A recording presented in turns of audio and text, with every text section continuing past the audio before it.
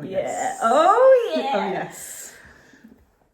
Guys, it's been a while. Oh, my God. Guys, it's been such a hot minute. And also, we're just really, like, if anyone saw our filming setup right now, they'd laugh so hard because I feel like our videos really hide how unprofessional it is, the chaos.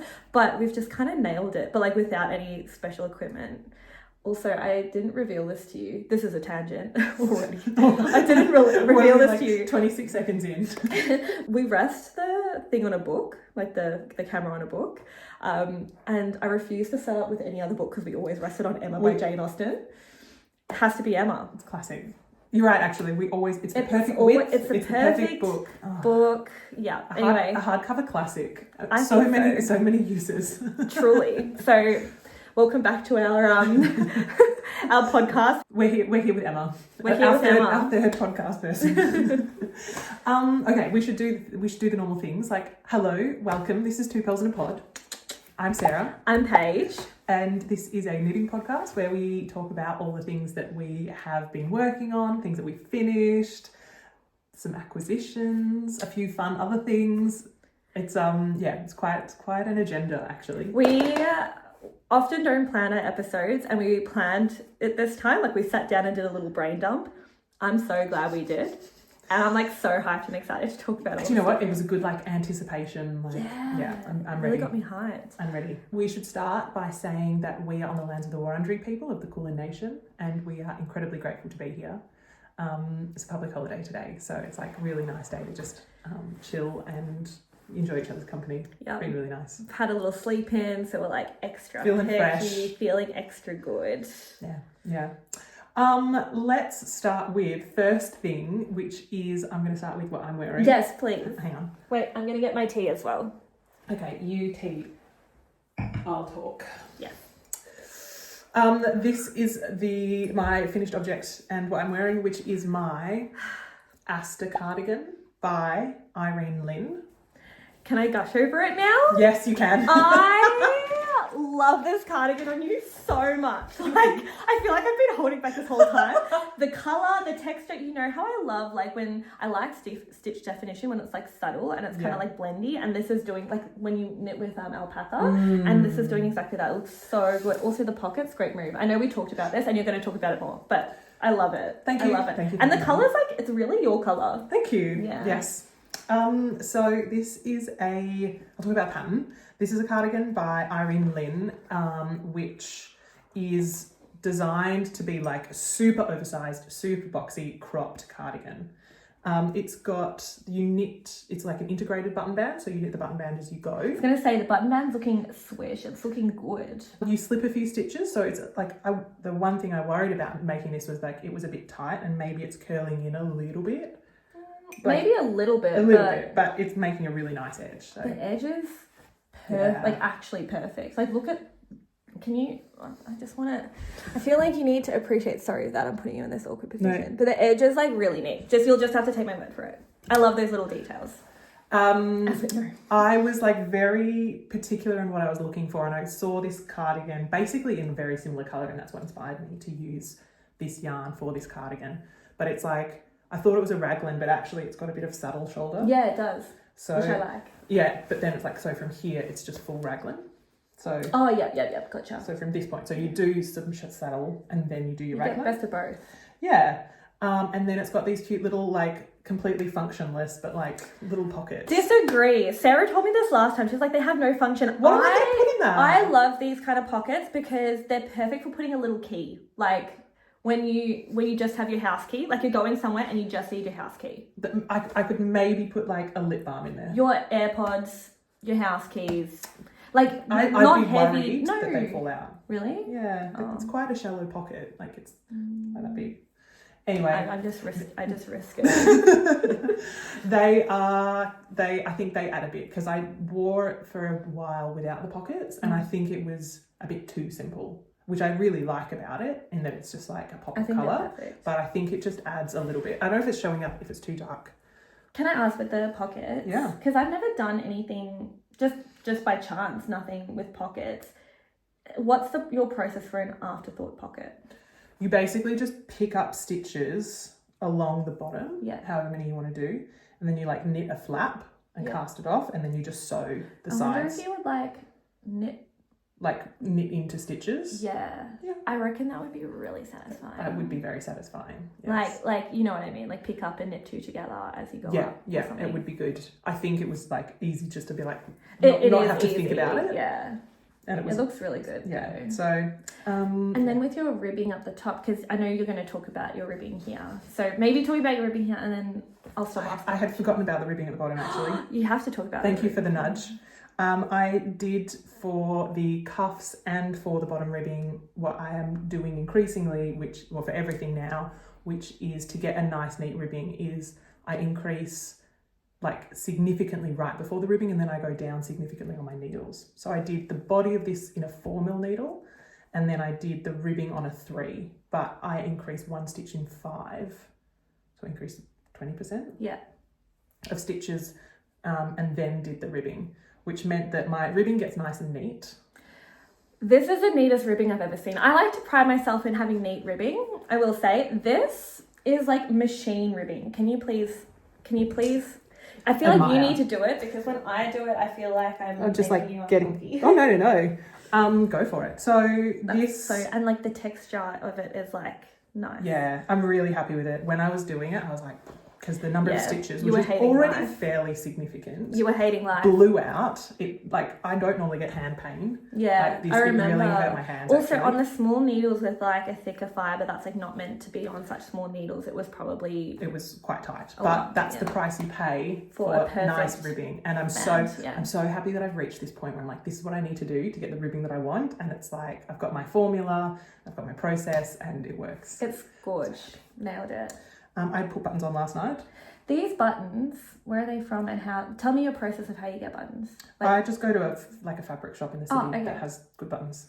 I think I need to go to more fabric shops because I always go to like knitting shops and I don't feel like there's not usually like the range that I want. Yeah, this one's reasonable, like good enough. Yeah. So yeah, it's a good match. I'm never going to do it up, but I feel like it's worth putting buttons on it. I like doing it up and then like little off the shoulder. Yeah, I feel like that's just little shoulder. Yeah. I will say about the pattern. So this pattern is designed for like a 12 ply, bulky. Yeah. And I like went significantly off gauge because I'm using a DK weight. You need to talk more about the yarn. Oh yeah, okay, we'll get there. Sorry. Yes. So, but basically I knit the largest size, at size 5. And the stitch gauge is like 15 and I had a stitch gauge of like 21. This was an unnecessary risk. There are plenty of raglan boxy cardigans that are at a DK weight gauge. We did chat about this, yeah. It was like an unnecessary risk. It paid off and I think I was like, because it's oversized, like there's a lot more wiggle room. Yeah. But in hindsight, I think this was an unnecessary thing. I just really liked this pattern and I just really wanted to be like... And now you've got the pattern for like a repeat. Do you know what? I was thinking this with like Camerose, with Snefnug. Snefnug. Would make a really nice light little crop cardigan. Like a lofty. I was like, use another word other than lofty. Lofty is the perfect word for it though. I think a cute little cropped lofty Aster cardigan in Snefnug plus or minus mohair. Definitely with mohair. Yeah. I don't know why I went off mohair for a bit and then I dove back in and now like if it doesn't have mohair, I'm sad. Yeah. Speaking of... Okay, mohair. Let's talk about mohair. Oh, is that... Sorry. That was the segue. Like unintentionally, but yeah. Yes, great. Did I keep a label? I don't think I kept a label. You've got the whole... Isn't this... Oh no, that's... There's something different. So sorry. Okay, I don't have a label anymore, but this is... It's 80%. Wagtail. I think it's 6. So the brand is called Wagtail. Thanks, Hermione. I'm terrible at trivia because I get like too hyped. I'm like, I can't keep it in. This brand is called Wagtail. It's an Australian mill in Queensland. Yeah. They specialise in doing blends which include mohair. So this is like, I think it's either 60% wool, 40% mohair, or 60% mohair, 40%. I think it's 60%. Mohair. It had really high mohair. It was a lot of mohair. Like a lot of their yarns have most of their yarn has more than 50%, I'm pretty sure. Yeah. I also do this thing though, guys, where I talk with like complete certainty and even if I'm wrong. So, dear Wagtail, we're really sorry if this isn't accurate. But there's a 40-60 blend. We'll put the link below if you live in Australia, suss it out. They've got lots of blends. This I'm almost certain is 60-40 with 60. Which is crazy for like it's an unusual blend, and I have really enjoyed knitting with it. Well, this is what like attracted us to this store. We bought it at Vinegar Wool and Sheep Show a couple of years ago. I've also got some that I still haven't knit up yet because my stash is out of control. But I remember us going there and being like, this is like the alternative to, rather than like holding with a strand of mohair, it's like already in it. Someone's done the work.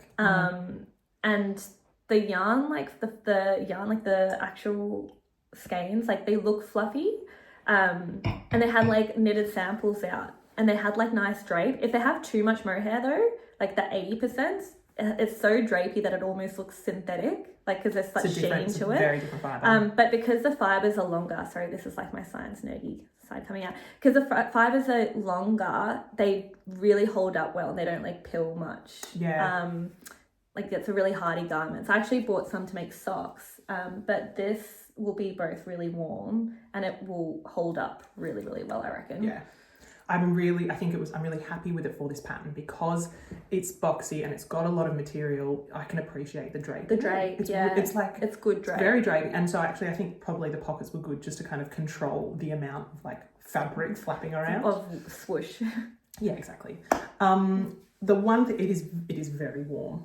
Yeah, it would be. It's very warm, and I envisage this to be like a spring cardigan, and it's not springy, and it's gonna have to be like an early spring cardigan just because like it's warmer than I can probably tolerate. We definitely have a lot of weather chat on this podcast.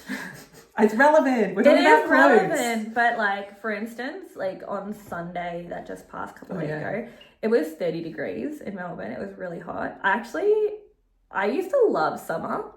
I think since I'm like more homebody girly and like more into knitting, I love, like, give me a storm.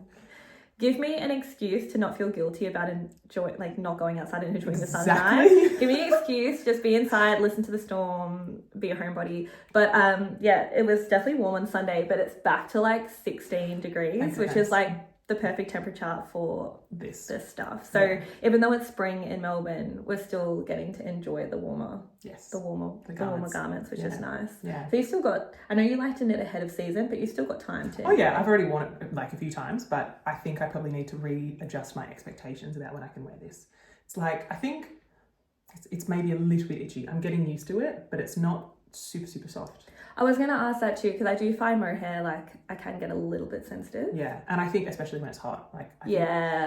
Knitting with mohair. I've acclimatized to it a bit more, but when I first put it on, I was like, oh no, this is going to need a base layer underneath it, which is going to like mean it's even warmer. But it's like, I'm getting used to it, but it's not quite what I expected, but I really like it. It's really nice. I'm really happy. And as I said, the colour. I think that's the other thing, is like the colour with certain yarns, like alpaca for instance, it's hard to get like vibrant colours. Yes. With certain fibre. Yeah. I think mohair is one of them. Like it's hard to get, like some, like just the colour range is more limited. So it's fun. It's nice. But yes, I'm really, really happy with it. I think like the length, like great length, just perfect at my jeans. Wrapped, really. Big fan. Yeah, big fan. But yes, this is my Asta cardigan. I don't think it'll be the last. I actually think this is one I don't often reknit things, but this one I think. I'm excited to see like the next iteration to do it with. I think it'll be a snap nook. Okay, it's time. It's time. This is one of those things that I'm like, can I hold it together? Okay. Guys, this is my Ridge sweater. The pattern's by Sandnes Garn, and the yarn was gifted by Sandnes Garn in collaboration with Yarniecopia. I've talked about this so much before. You guys have been on the journey with me. I'm just gonna like show you first what it looks like. Stop me. The fit's great. Okay, so firstly, can I just say, all the people who like commented, I posted an Instagram post of this sweater like drying. It wasn't blocking, it was like dried, and anyway, this is besides the point. I posted a picture of this sweater on my Instagram, and it was after the video came out talking about the debacle that was blocking this sweater. The funny thing is, after all of that, I like obviously didn't get to show you guys the actual thing in the video, and then of course like that night after filming, like it was dry enough to wear. I was like, this is so annoying. But anyway, when I posted that, so many people were so sweet and commented and were kind of like, if you know, you know, sort of thing. And that was, it warmed my heart. I had friends that actually mentioned it to me saying like, oh, the like knitting community who had commented, like you could tell that a lot of people had watched the video, and it actually brought me so much joy and so much happiness. Like I just felt like we had like that little secret. Anyway, basically, if you did miss it, long story short is I wanted to block this really quickly. I didn't have a big enough bucket in my rental, and essentially I put it in the washing machine, and I thought I used the right settings, which I did, but like it was still just too much for this rustic yarn, and it shrank a bit and it felted a bit. If you look really closely, now that we're like on video, I can probably show you a little bit better. I don't know if that's like coming up. So there is still some stitch definition, but you can see it's definitely like... It's definitely felting. It's definitely felting. Yeah. And like particularly the ribbing, like it's felted to the point where like it doesn't look bad, it doesn't feel bad. No. But it looks like a shop jumper. Like it looks less hand knitted, which... Yeah. Do you know what I mean? I do. I think the charm of Gynt is like beautiful stitch definition. Yes. Like in like really homogeneous fabric. And it's really at a really elastic kind of thing. So when you knit, you kind of inherently, the knit is a little bit tighter. Yeah. So the stitch definition and neatness, is like a bit more. So that's kind of gone away a bit. So that kind of makes me a little bit sad. In saying that, the benefit is I feel like it makes this pop a bit more. For sure. Because it's less distracting, like with stitch definition. Also, I'm quite lucky that when I knitted this, I knitted it like decently oversized. So even though it shrank, it kind of shrank to like the perfect fit, which like, as I said before, this is not like the fit I was going for. I kind of wanted it a little bit more oversized than this, but I love it in a different way. I think it's so... I love it. Like it's just actually a little bit more dressy than the oversized thing that I had beforehand. It fits beautifully. It fits it's really nice. You look incredible. What else was I going to say about it? The other thing is, I think nature of it felting, the fabric's a little bit stiffer, so it's held its shape. Oh, the other thing I was going to say, sorry, is like when I blocked it, I also blocked it really aggressively to get it to a good shape and to still maintain the length, because my issue is I have another jumper, which I knitted probably a little bit too short. I love a cropped jumper because I wear everything high-waisted, but I'm starting to find like if it's oversized and too cropped, the proportions feel funny. Sure. Yeah. So I really had to like pull down on this, but I've got it to the length that I want, which is good. I like the sleeves, like the sleeve shape. The sleeve, yeah. Very and it's from the shaping while it was wet. And I think that's also why it took so long to dry, because I've shown people before, but like on my Instagram, I have Amazon drying mats, which have like mesh, and so airflow goes under it. I can't use those if I'm blocking aggressively because the pins don't go into it. So I have to do like the foam blocking mats. Yeah. Anyway, this is like one is for shape, one is for drying. Exactly. Like the mats would be to create a shape. Yes. But if you want to, I just need to go and get the bread out. Oh my God, go get the bread. That sounds so important. I made bread. Oh, she made bread? I can smell like raisin toast. Yes, with homemade fruit loaf. It's going to be delicious. Where were we? Sorry. We were just talking about this jumper. Yeah. And I honestly probably went too much detail about the blocking anyway. No. But the other thing I was going to say is the other consequence of the felting is that it's a little bit denser, and I think it's a little bit warmer. And it's definitely a very warm jumper. I was kind of like, this is kind of annoying because I'm trying to make like less things that are so warm because I wear them less. True. Interestingly, I've been wearing this jumper to death since I've made it. It's really easy to match with things. Also, so you have good colour choices. Yeah, I like it. Deep autumn. Also, I feel like when I wear this jumper, because it's so warm, like I often could get away without wearing a jacket. Yes. So like, it's just like a really good outer layer. I've just been throwing it on everything. I've easily gotten the wear out of this jumper this season already. Great. So yes. Big fan. Would recommend. Pattern was like pretty easy if you guys are wondering. Straightforward. It's one that I am like very interested in for next year, I think. And like all the details in terms of like yarn choice, colour and everything is all in the description below, as always. Grand. Cool. All right. Next order of business. Should I talk about a whip? I think it's whip time. Right. This My is heart rate going up slightly. Can I just show my newest project bag? It's very cute, and it's also so Sarah. It's like the most Sarah bag ever. What's that? Like utility, slightly slouchy, neutral, khaki kind of colour. Even like the fabrication. Yeah. Like this was like an old like tote bag that I wasn't really using because it was kind of this awkward shaped tote. So I've kind of turned it into rejigged it, which I'm happy with. This is leftover fabric from a coat that I made myself. Very anyway, nice. I digress. I love like that you make so many like accessories or like project bags like with your sewing. Okay. I feel like this is a total tangent. No, go. Tell me. I have made a really important realization about my ideal project bag. Tell me. I love project bag talk. Okay. The ideal project bag is just a bag. Like a bag that you would use in its own right. Oh yeah. Like, I think, because I've got lots which are like with drawstrings and are like calico bags or whatever. No, it's a bag. It's just a bag. You're so funny. So like, it's just a bag. It's just a bag. It's not that deep. What I like is, I'd be like, if someone's like, oh, do you want to go grab a coffee? I'd be like, yeah, I'll just grab my knitting.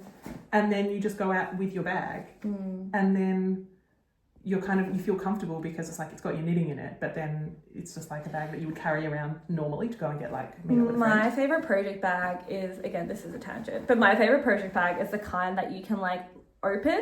It holds a lot, and it's like a Mary Poppins bag. Yeah. It holds a lot. You open it and you can see everything. Yeah, but then you could just like use that in its own right if you were just, and it's like, surprise, it's got knitting in it. Yeah, surprise. Who's surprised that we've been using that bag? Anyway, so I've actually really enjoyed using this just as a bag, and like it's quite like it opens up quite big as well, and I've lined it with some like cute fabric, and I'm using it a lot. The cute fabric, little secret lining, love. Oh, just it's like the little hidden little secret that like also brings me joy. I think I put too much wadding in it though. It's a bit too puffy. So no, I love it. The puffier the better. Yeah, it's pretty squishy. Anyway, that was a side note. I am making a Monday with some of the most beautiful yarn I've ever had the privilege of working with. So you were organised and you got all your stuff out early. I'm like in a bit of a mess. No. All right. Oh, it's so gorgeous. This is so beautiful. The Monday sweater by Petit Knit. It is, a classic for a reason. It is just, I wanted to make a simple pattern to celebrate this outrageously beautiful yarn. It is. It's stunning. The camera always makes the contrast look a little bit heavier than it is in real life. That's why I look a bit gothic, but it's more subtle, the variegation in real life. I don't even, oh my gosh. Yes. Okay, let's talk about yarn, because that's like the obviously yarn, the hero. And like the drapiness of this fabric is perfection. Every time I see your stuff, I'm like, I'm going to buy that. So we were both gifted some yarn earlier in the year by a yarn shop in Australia called the Little Yarn Store. They really kindly reached out and offered to send us like a sample of some of their beautiful wares. And I opted for some Life in the Long Grass hand-dyed yarn, which is, the base is called Moon. It's 20% silk, 80% superwash merino. And like, it's just perfection. It's just like the perfect amount of like speckling, and it's just really, really lovely. It's such quality speckle. This colorway is called Wolf. I'm obsessed with the color. You know what it is? I love variegation. I love the speckle. I know I'm not always a neutral girly, but particularly in a neutral color. It just makes it extra wearable, but it's a little bit of something extra. Yeah. And also, it's got like this, sorry, go. I was going to say, like, I was going to talk about the pink. Yeah, that's exactly what I was going to say. I was going to say, like, it's all neutral and beautiful, but it's got these tiny little surprise splashes of pink and... and she can't resist. So, like, it's really... I was always a bit wary about, like, a hand-dyed garment. But this is how you do a hand-dyed garment. True, you're not always a hand-dyed garment. Like... Actually, do you have any other hand-dyed? No, I'll do it for socks, but like... Yeah, it is harder for a garment. It's a bit intimidating. True, so, I mean, you did famously frog for me my hand-dyed sweater, which was the same thing, but that was just like too contrasty. I hated it. Yeah. Anyway, thank you for doing that. Pleasure. This is beautiful. And then the mohair that they picked, that the team at the Little Yarn Store picked for me, was the Bûches the Petit silk mohair in their like neutral, which is actually, I really like this cream. Sarah, you did such a smart thing with this in that I feel like maybe shop owners will hate me for doing this, but like, you know, when you buy yarn online and you're like trying to think, okay, what's going to be the best mohair combination? Yeah. Sarah actually asked and said, I just want a good mohair that's like a good color match. Yeah. And ask them to pick. Like in store, it's really easy to do that, but I feel like I need to actually ask for help more and like ask for advice in that, like if they've got it in front of them. Yeah, and like that's the merit of like shopping like with like a small business or someone with like a team that like is invested and knows, because they will make good decisions, and I trust them to make good decisions. Yeah, for sure. Really, really pleased. It's just a delightful combo. So grateful. It's just like the most beautiful thing. It's gorgeous. I have never I don't knit much with hand-dyed yarn, so I've never like alternated skeins. Yeah, neither have I, even though I do, but I just have gotten away with not doing it. Have you done it? So I'm doing it for this. I'm just like doing alternate, like I'm doing one, it's almost like stripes of the same thing. Is it each one you alternate? Like as in, are you doing one row and then the next one another row, or are you doing a couple? No, I'm doing one. And then where's the like seam or the jog? Or... I was doing it at the back raglan. Yeah. And then can you see it? I just want to see what it looks like. I don't even know, where did I do it? Do you know what I mean? Yes, I do. Like, does it show or create like a seam or something? Is this a seam? I think so. No, but isn't that just a raglan? Yeah, but that's where I was But you should be able to see it more easily over the body, no? Maybe. Or did you only do it on the flat bit? No, I'm doing it over the whole thing. Yeah, see there, I'm carrying it there. Oh, yeah. Oh, no, it's so neat. Yeah. Yeah. So I don't know if that's how you're meant to do like it's not helical knitting, it's basically just stripes with the same... I thought helical knitting was... I need to look this up. We should have fact checked. So deep. Maybe we should have. But like, is helical knitting the same thing? Maybe not. I thought that's what that was. I don't know. I'm just doing stripes, like one round of each, but it's the same colour. And the theory being that it will like... Anyway, it doesn't look like it's pooling, so... No, it's not. Not at all. Yeah. It's perfect. Thank you. It's a bit like annoying because I'm using the same mohair. Yeah. So I like with every round I kind of need to untangle it a bit, which is like not a problem on the body. For the sleeve that I'm working on at the moment, it's a bit annoying, but like in the scheme of life's dramas, I've got a project that I'm showing later that you'll be like, oh my god, that's a nightmare. So yes, this is like just a nice like easy knit. It's going to be for next year now, so like. Is it? I think so. I don't foresee many opportunities to wear it. I think that's actually like a decent, maybe I'm underestimating how warm it'll be, but I think like these like lighter, because this is a 4-ply held with a mohair. It is. Which is my favourite texture garment. But I feel like these like lighter jumpers are the ones that I get the most wear out of. True. As opposed to these ones. I knit this on a 3.75, so I'm going for a slightly... Sorry, there's just like mohair everywhere. I knit this on a slightly tighter gauge. Not but 3.75. Yeah, just to accommodate for my like loose gauge. It's so different. But yes, very grateful to Little Yarn Store. They're one of the shops that are on my Australian Yarn Store directory. There is mohair everywhere. Yeah. I made a Yarn Store directory which is available, which I'll put a link to in the comments. But that's got for anyone shopping for us in Australia for yarn. Yeah. They've got some good brands. Which is great. Also, like, we have no obligation to be talking about it right now. No, and I'm raising that because of what I'm about to say. But you know, I didn't know about them until they messaged us. Until they messaged us. There are like a lot of things that now I just like instinctively go there to buy. Yeah. Like Biches Bûches, for instance, is like I just go there and buy my Biches Bûches. But anyway, it's good. Good stockist. All right. What's next? Okay, next is another whip. So, as you guys know, I've talked a bit about I kind of keep talking about my goals or like goals that we talked about at the beginning of the year. That's a good thing you're thinking about because I couldn't tell you what mine were. Well, I don't remember all of them, to be honest. But the vibe I remember, and there are two specifically that I am really excited or passionate about. The first one was working out of my stash, which generally I've been doing really well. And then the second one is picking up old whips and finishing old whips. I think ever since I reorganized all my yarn collection, I've actually got a box with just my whips and I can see them all. I think it was out of control and out of sight, out of mind situation. My head was just in the sand about the situation.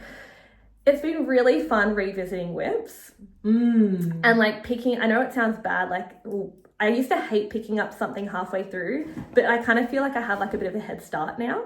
Oh yeah. When I like pick it up, which is kind of exciting. It's quite a good mentality. So that brings me to the next whip, which is the overlay sweater, which is by Sana & Co. I follow her on Instagram and I see her at the Bendigo Wool and Sheep Show every year. And the first Bendigo Wool and Sheep Show I went to, she had like the coolest top on, which was that top.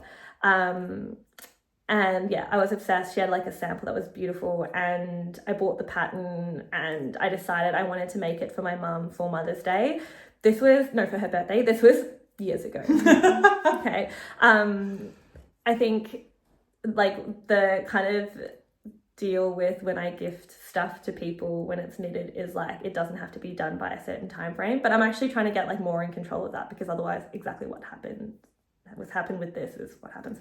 So I went with mum like ages ago to make a maker and like picked out the yarn, and I picked out basically some wattle tree fibers. Is that the name of it? Black wattle yarn. Sorry, black wattle yarn, and helps together with just appropriate mohair. And the colors that we picked were like pale pink color, like a mustardy color, and then like a navy blue. I wanted it to be wearable because her one is white instead of the pale pink, and I really liked it because it was kind of like neutral and like really wearable, but my mum loves pink similar to me, and so we thought like maybe like a peachy pink or something would kind of just make it a little bit more fun or different. These three colours, we spent stunning. ages deciding. Anyway, so started with that. As you can see, I made like huge progress. Like this is like almost the whole front panel's almost done, and then like yeah, basically I hate it. And the thing that I hate about it is the texture. It wasn't the right yarn that I wanted. See how drapey it is? You kept saying it's too bouncy. It's too bouncy. And you know what? Like, look how like the recoil on that.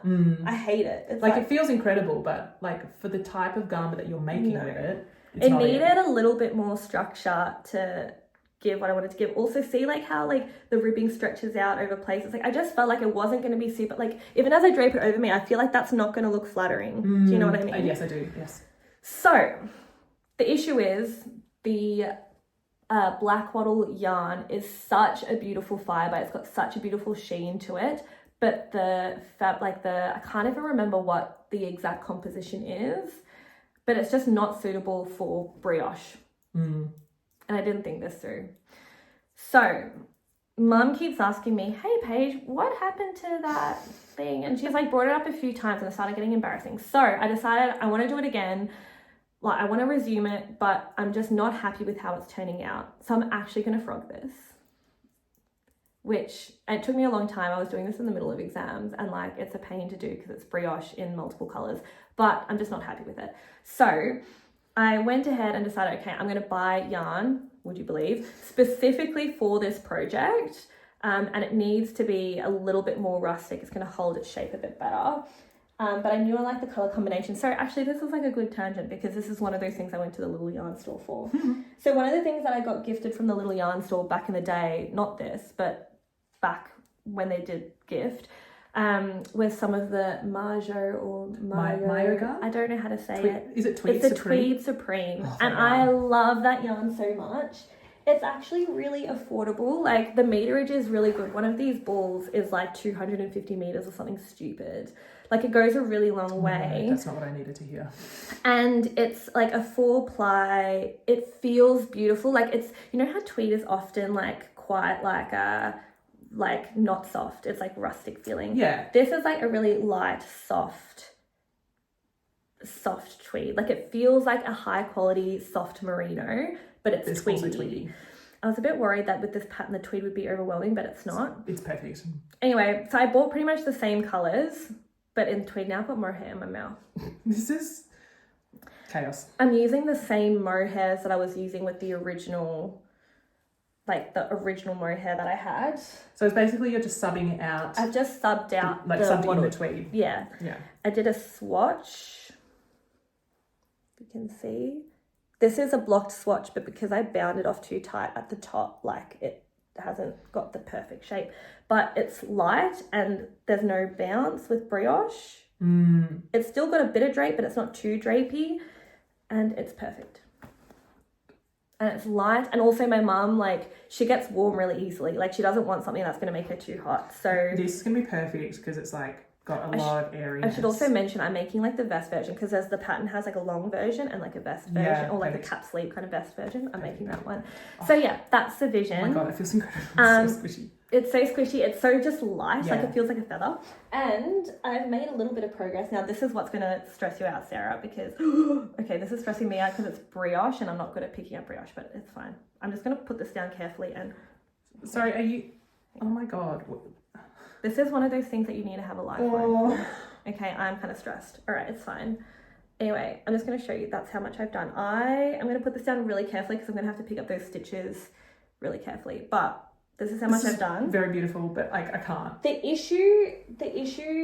chaos with that is you're holding so many balls of yarn. Because you've got the like, and this is why I didn't want to hold it with Mohair originally, but the original does have Mohair in it. You're holding like Mohair, and then you've got like multicolors.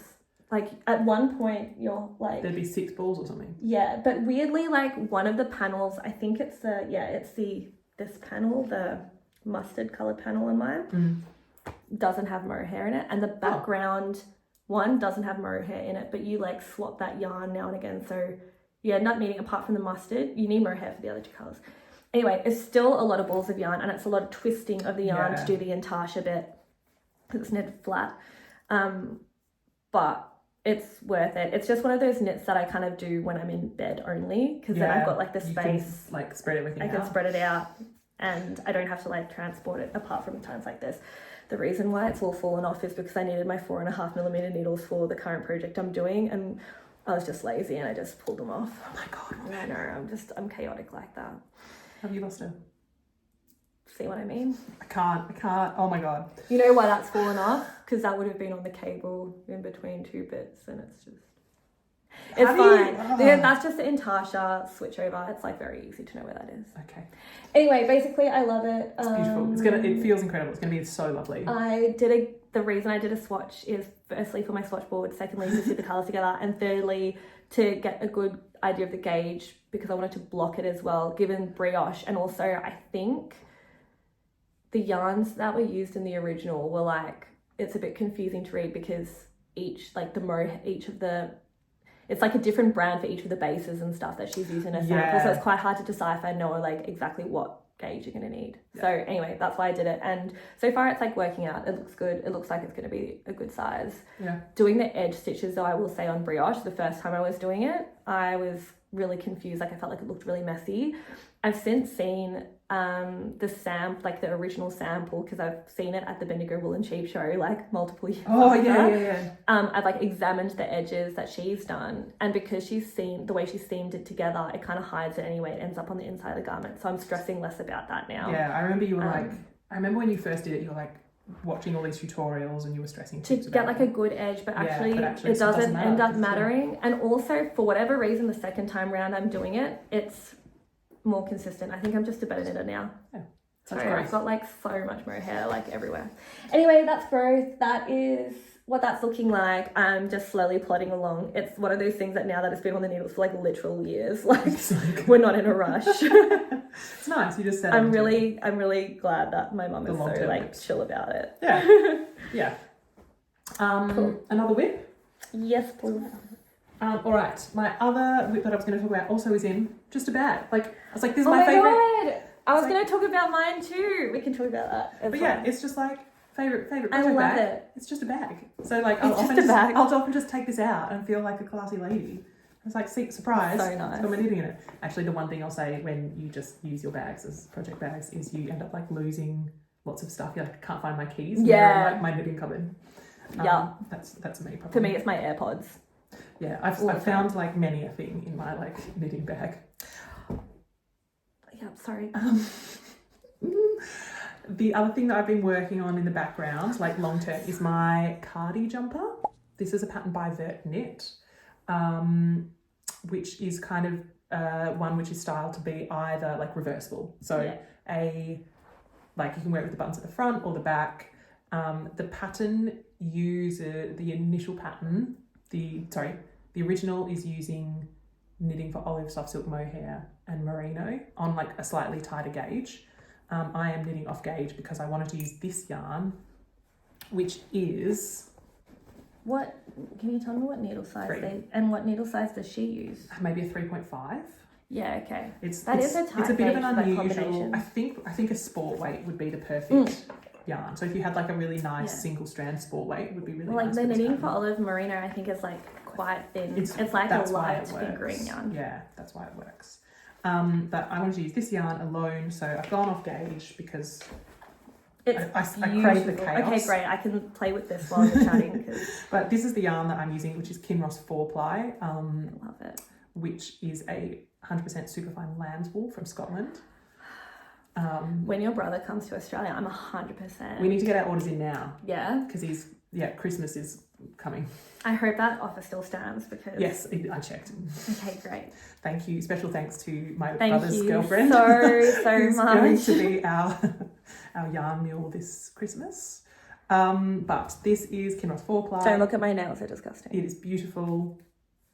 And it's knitting up really nice. It's quite unusual because you knit it greasy and then you like it doesn't feel like anything else I would knit with. It's doing that beautiful thing that I was talking about where like I don't even think it's not felting. It's what I mean is like the stitch definition slightly goes away. Like I love that. Yeah. It fills in all the gaps. I'm really enjoying this because this is absolutely mindless stockinette. Like for a long time, this was just like back and forth on, a lot of stitches. But the pearl row. Yeah, but that's fine. You just settle in. So good. You just settle into it. I feel like this is one of those ones I would steek. Yeah, I think that's reasonable. I think this pattern is very convoluted. Like, it's not going to be steekable for me. It's just a lot. It's beautiful. Like her, the finished thing will be lovely. The pattern is you did. I do remember you talking about it though, unnecessarily. But you did tell involved. me about how like the reason is like to get the fit to make it reversible means that is a trade-off that you probably have to pay, right? It's a complicated setup. I also think the pattern writing style is not your usual. It's a bit like Moorish. Could do with an edit. Anyway, I have finished skein, so I went on to sleeve. Do you remember you were like, oh, those sleeves seem a bit small? Yeah. Yeah, and like they are. And I think I followed the pattern for the number of sleeve stitches to pick up and it's a bit small. Yeah, okay. But I actually had to I think if I rip back and pick up a heap more stitches around the sleeve, I think it'll be okay. Yeah. But it's just a bit like yeah, it just looks narrow, but also like I love like an oversized big sleeve. So I wasn't sure if I'm delusional with my like sleeve. I think it's not a generous sleeve in the first place. I think I will see how much more generous I can make this by ripping this bit back, which is a bit annoying, but it's in the round, so it's fine. You know what? There's this like, I feel like there are some experienced knitters who they look at a stitch count like, and off the top of their head, they know what like a gauge is for like a particular yarn, and they look at a stitch count for a sleeve and they're like, that seems like too little or too much. I have no idea. I just do what I'm told. And then I look at it and I'm like, oh. And I think this is one of those things that maybe over time we'll like look at that stitch count and be like, I like a sleeve with this stitch count. Do you reckon we'll get there? Maybe you're already there. No, because I mean, often I don't count and I just like... Yeah, true. But then that's... rogue like that. I love it. But then I've had problems where, do you remember I made a sleeve recently that was like way too many stitches and it was way too big? Yeah. So like it doesn't always pay off. But I think this instance I'm just going to like pay more attention to it. Just going to add a heap of stitches to the sleeve and hopefully that'll do the trick. But it's just really nice, it's really easy. I'm not in a rush for it. I think by like autumn next year, I would like to have this done. Yeah, for sure. Like, and that's a really achievable goal. March, April, this is going to be so That's nice. going to get some wear. It's going to get some wear. It's really nice. It's like really your thin. colour as well. Like I know this is like exactly like Sarah's like prime garment. I'm pretty happy with this. But yes, this will be nice. This might, I don't know when it's going to be done, but it's kind of, I'm so in a like not in a rush era at the moment. Yeah. It feels so nice. It's so nice. It's just this like liberating thing of like nothing is wearable now for 3 months, 5 months. So why would you rush? I must say as well, like, I think sometimes I put a little bit of pressure on myself being like, oh no, but like, I want to have something to talk about on the podcast. Otherwise I just like, you know, which is silly because you guys have given feedback before that you don't like mind. But also, I do feel like our episodes get quite bloated, so I'm taking the pressure off, and like it's nice to just take your time. So this is me signaling that I'm gonna have a lot of 3mm whip project, like 3mm needle whip projects for a while, and you know what, I'm loving it. And those light projects are the ones that anyway for me get the most wear. Oh my gosh, yes. No, just yes, 100% agree that the light, it's our climate, is just they're getting a real workout at the moment. That's really pleasurable. Sure. So I'm making things that I know I'm gonna love. It just takes time. Good things take time. Good things take time. Yeah. What's next? My next project is also in my super cute project bag. This is a project bag that Sarah made for me just on a whim because she's the sweetest, and it's with, the reason I'm talking about it again is because I really missed it. So when I moved, I was like doing all that traveling and stuff and moving around a lot, and it was in storage in my parents' place, and I just got it back, and I'm so happy because this is like probably my favorite project bag. I've also got these cute little like I wanted to. Oh my god. Sorry, I'll show you. I got these like cute little pins. This one says, oh, it's backwards because of our thing, but it says, she's everything, he's just Ken. I'm not even like bitchy like that, but like it's just funny to me. And then I'm also like a bit of a Pokemon nerd, and so this is like a little just like a little Pokemon game. And they go with the lining. It does. It's Jigglypuff, but it's just like a cute, it looks like the old school Pokemon Game Boy Color game. And then the lining is the little secret lining. Anyway, and the fabric is like that, was it oil? It's Merchant & Mill's oilcloth. I love working with. It's so nice. Good. And it's so nice for a project bag. Yeah. I think this is Sarah coded for me. That's like the fabric. It's like sturdy, but cute. This pattern is called, if anyone is interested, great project bag, it's called the Buckthorn Tote. Ooh. By Noodlehead. I've been just getting back into sewing again now that I've got my machine out of storage, so I'm excited about these projects. Also the little pocket in the front, and like also I love this color. This is one of my favorite colors, little pop. Anyway, the main reason I pulled this out is I've got a project in here. I am making the Sweet Shop blanket by Laura Penrose. I've done this much so far. Oh my god, you've done so much. This has been like my main project because it's so fun and satisfying to knit. So the squish on that. I'm knitting this for one of my best friends. I was going to say her name, but then I realized I don't know if she's told everyone that she's pregnant yet. So I won't say that. But anyway, she's having a baby girl, and I'm so excited to be a non-biological Auntie Paige. But yeah, she's having a baby girl, and she's like only like 13 weeks pregnant. And I thought, like, as soon as I heard the news, I was like, I need to think and plan what I'm gonna knit for this baby girl. So I'm very excited. She helped me choose the colors, but she's very much like, Paige, you're the creative one, like you take free reign. So I like gave her some options, and I was going for like feminine, girly, pink. I know that, you know, gender doesn't have a color, but feminine, girly, pink, with a little bit of like neutral, browny, earthy stuff in it too. I'm knitting with... It's very Paige. It is very me. I'm knitting with Bellissimo yarn. It's the 8-ply yarn. I think, like, this Merino, I strongly believe is like the best for baby garments. I know that you're a big fan. It's quite springy. It's super squishy and soft. It's a merino, so it's not irritative to the skin, and it doesn't have fibers that come off. It's also, I don't actually know if it's superwash, but the way that it's like spun is it's one of those ones that has, there's a technical word I'm sure for it, but lots of little fibers that are spun together. So it wears really well. Like, in theory, it should wear really well. Do you have anything else to add about that yarn? That's what I make all my baby blankets out of, especially in Garter. The squish you get with this yarn in Garter. The squish is perfection. Yeah. It's also like stretchy. So my idea is baby blanket that you can like swaddle the baby in. And having a bit of stretch means that you can really burrito them. I was going to say, I was going to be like, surely the baby burrito. Yeah. And you've mentioned before, like the baby blanket size is like good because, you know, prams and I don't know, like I work with a lot of kids and babies, and you can't ever have too many like of these kind of sized blankets because, you know, just baby fluids, like it is what it is. Yeah, I'll put all the like color numbers in the description below because I don't know them off the top of my head. This is so fun. Speaking of the actual pattern itself, really easy to follow. Actually a little like more complex than you would think looking at it. I think when you look at it, you're like, oh, it's just going to be like squares. It's going to be easy peasy.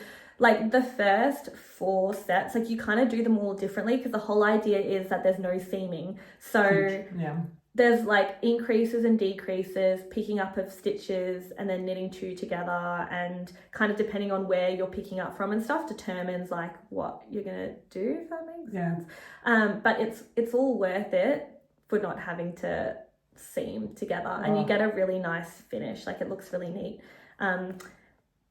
Laura did recommend seaming in all your edges your ends as you go, which of course I have not done because I'm lazy as, but I plan on doing that before I finish the blanket, like little bits.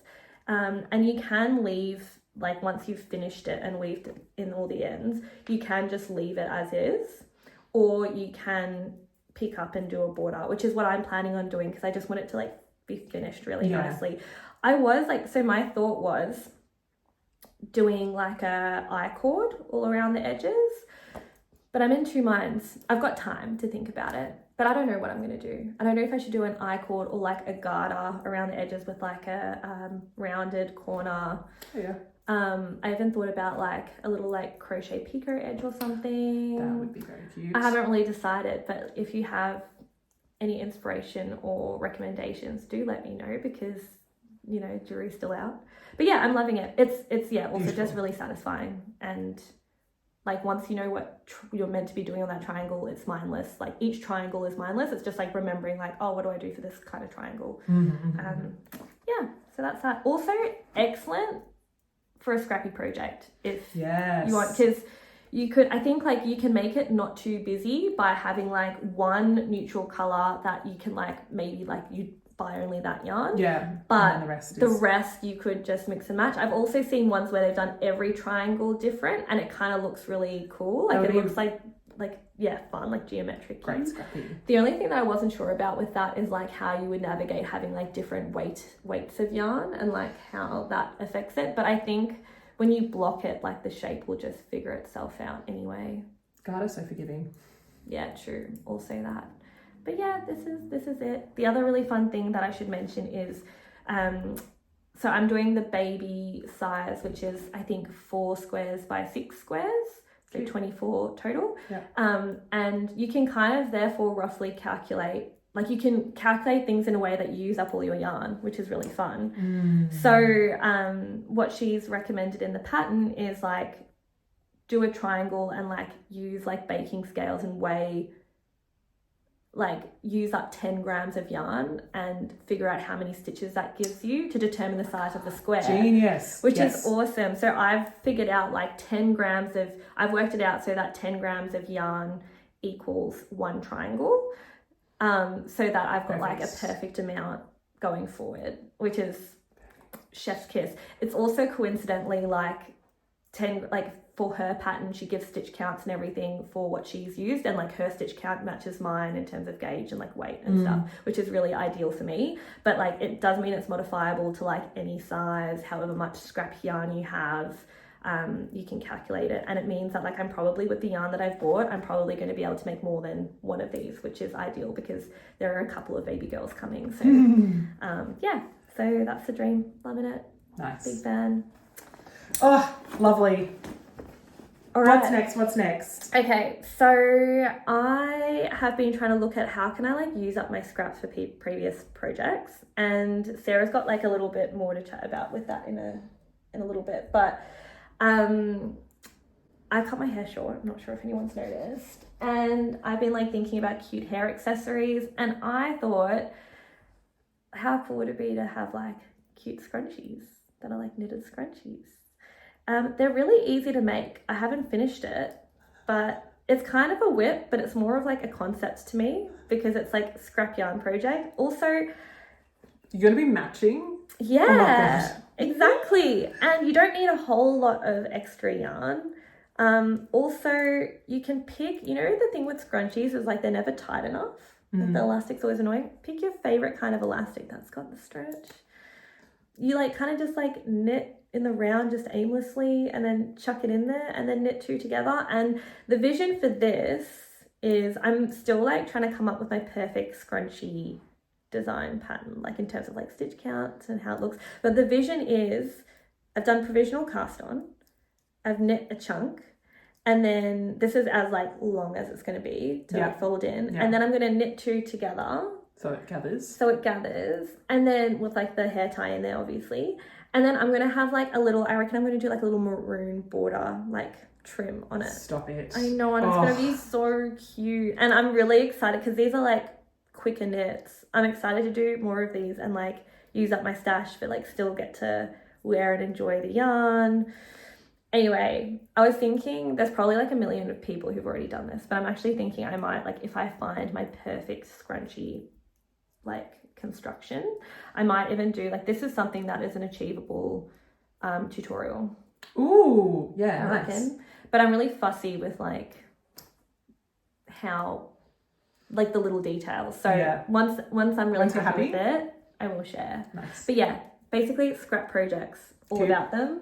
Speaking of which, last time or sometime recently in the last few episodes, we talked about scrappy projects and using up scrap yarn, and we collated a list of everyone's scrap project ideas from comments, which was like incredible. Just in terms of like the breadth of options for scrap projects, which was like such a valuable resource that everyone shared. So which we then kind of collated. Someone contacted us. Her name is Camel. She has a directory or like a compilation of basically yarns that use scrap projects. That's yeah. It's yarns, like a collection of project that use scrap yarns. Yeah, it's a collection of exactly. Projects that use scrap yarns, and she kind of has this available that you can purchase as like a PDF that she sells on Etsy. And she offered to send us a copy so that we could have a look through and get the vibe of it. So there's not actually any patterns in it, but it's literally just like the most comprehensive, extensive directory of patterns that you can use that use up scrap yarn that I've ever seen. It's incredible. So she sent us a copy for our reference. And like for reference, this is like, it's like a gift. It's not like it's not like we're not like being paid or anything. Oh my gosh, she just, because she's a lovely person, offered to share this. She just gifted it to us to gift to you guys some. So we've been talking a lot about like using up scrap yarn recently, and I think, you know, it is like hard to, I don't know, destashing is one thing, but like a lot of people don't want to like buy yarn that's like a partial bull and fair. Like it's hard to make a project with like just a little bit, but it also feels bad to get rid of it, particularly if it's a nice yarn. So we will, this is going to be like a little chill giveaway. It's a chill giveaway. It's a mini giveaway. There is 3 copies of this incredible stash catalogue. So if everyone who would like to be considered for this giveaway, if you could pop in the comments, maybe you're like, oh, I don't know, you're...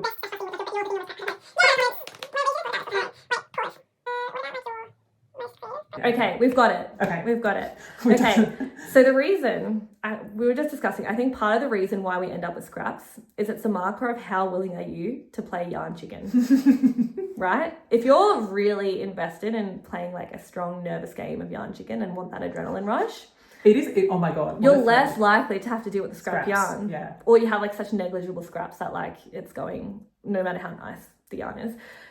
I play yarn chicken pretty hard, I reckon. Yeah, I reckon pop down below if you're team yarn chicken or team safety. Insurance policy? We need it. Yarn chicken's like a fun team to be on. I don't want it to bias. What's a sensible animal? There's hoarding birds, surely, like bowerbirds. There we go. All right, tell us. Are you team yarn chicken or team yarn bowerbird? I'd be curious to see like how close to the wind people fly. It'll also be a really good mark in the comment section to know how many people watched to this length of the video. Because there'll be people who say like yarn chicken and yarn bowerbird, and we'll know. But yes, if you would like to be considered for a copy of this scrap yarn directory to be shared with you, courtesy of Camille, then pop a comment down below. Thank you so much to her for sharing, but really being generous and sharing such an excellent resource. I think we better tap out before it's time. It is time. Holy moly. Thank you everyone so much for watching. Thank you for your ongoing support. Really means everything. Means the most. Yeah. Thank you so much, guys.